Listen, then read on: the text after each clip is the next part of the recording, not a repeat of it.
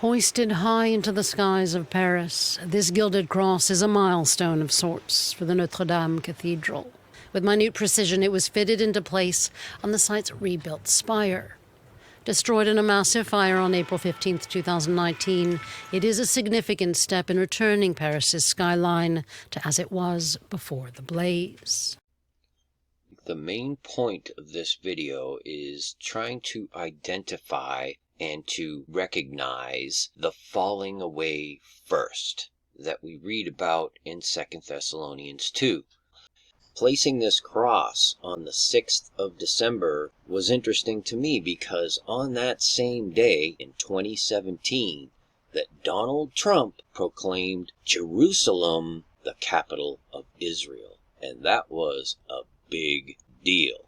We'll move the American embassy to the eternal capital of the Jewish people, Jerusalem. Therefore, I have determined that it is time to officially recognize Jerusalem as the capital of Israel. Today, I am delivering. I've judged this course of action to be in the best interests of the United States of America and the pursuit of peace between Israel and the Palestinians. So that was 6 years to the day that they set this cross on the Notre Dame spire. Why that's important is because 2017 was the 500-year anniversary of the Reformation. Martin Luther, the Catholic Church, that whole thing, which was humongous in getting the true gospel out. 500 years. Well, the phoenix, the immortal mythical bird, is destroyed by fire and reborn every 500 years. So we're in that time frame where I believe we're witnessing the falling away. For this is like the super apostasy. I mean, look at what we have going on right now. Both the Church of England and the Vatican, Roman Catholic Church, within the same couple of days have declared that it's appropriate to give blessings to same-sex marriages. This is the kind of thing I'm talking about.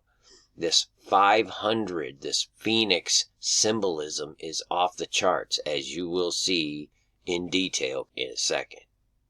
Designed by the 19th century architect Eugène Viollet-le-Duc, the spire's oak structure, at its full height of 96 meters, is still covered in scaffolding, for its roofing still needs to be installed. It's the beginning of life. It's coming back to life. It's the symbol of a rebirth. It's the beginning of life. It's coming back to life. It's the symbol of a rebirth. She just described to a T the symbolism of the phoenix bird, and you will see how that plays into this here very soon. Hundreds of workers are nonetheless plowing ahead, with the goal that the cathedral look done from the outside by the Olympics. They then plan to open the site to its 12 million yearly visitors in exactly 1 year's time, by December 2024. The absolute final touches, though, of this medieval monument are expected by 2030. There was no blessing for the placement of the cross, but you make sure you got Dagon priest there to bless the phoenix, because that's what it is. A whole bunch of fanfare was given to this rooster, quote, being placed above the cross. Now think about this. When I think of a rooster as a believer, I think of Peter's denial, which in turn causes me to think of the love and mercy of God. You see what I'm saying?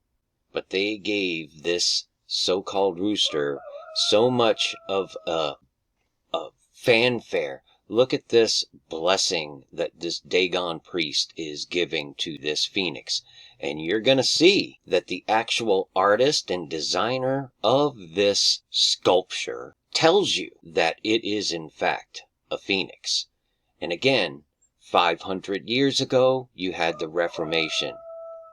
Now I have the rooster crowing. How do you like that? And here we are. them hoisting the phoenix above the cross, putting the gospel of Jesus beneath their ideology, their new world ecumenicalism, right?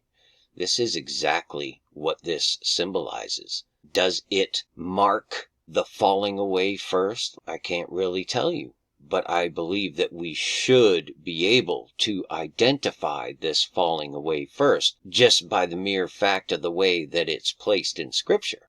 It is obviously something that we should be able to perceive and understand. And I believe that time is upon us. It's a phoenix, said Philippe Villeneuve, the chief architect of historical sites who designed the flame-shaped rooster. The rooster now means it's the very end of the rebuilding of the spire. It stands 96 meters tall.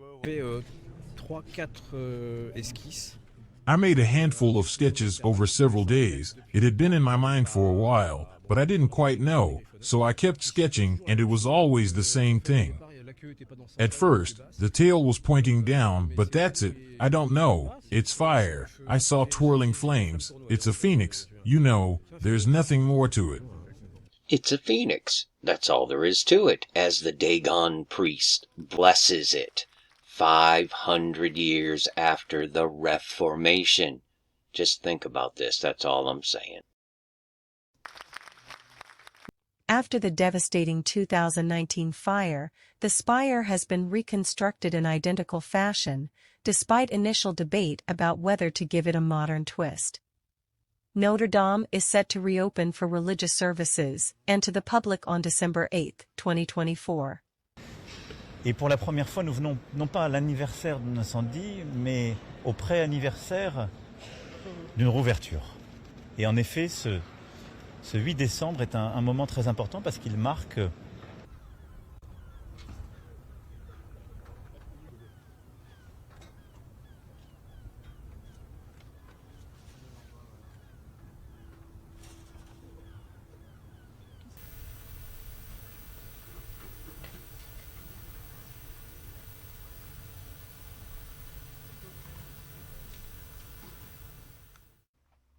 Now, the main reason I'm even sharing all this with you is because it's been accumulating in front of my eyes for the last 3-4 weeks, at least since December 6th when they erected the cross on the spire. Okay, so I'm not filling you in on a whole lot of things in between here.